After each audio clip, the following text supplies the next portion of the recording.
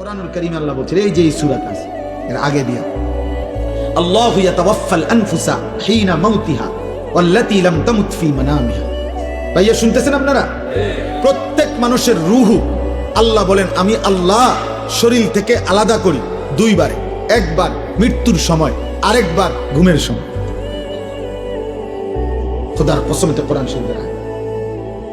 আল্লাহ তাআলা বলেন প্রত্যেকবার আমি আল্লাহ বান্দা যখন ঘুমায়, আমি তো চোখে ঘুম দেই, তো আমি ঘুম দেই মানে রুহুটা আলাদা করে তাকে ঘুম পাড়াইয়া দেই।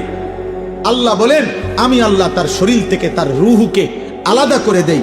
এরপর আল্লাহ বলেন ফায়ুমসিকুল্লাতী কাযা আলাইহাল মাউত, এই ঘুমের মধ্যে যদি কারো ব্যাপারে মৃত্যুর সিদ্ধান্ত নিয়ে দেই তো রুহুটা রেখে দেই। ওয়ায়ুরসিলুল উখরা ইলা আজালিম মুসাম্মা, যদি আমি আরো কয়দিন পরে মৃত্যু দেব এই ফয়সালা নিয়ে রাখি তো বারবার রুহুটা ফেরত দেই। এটা আমি আল্লাহর ফয়সালা।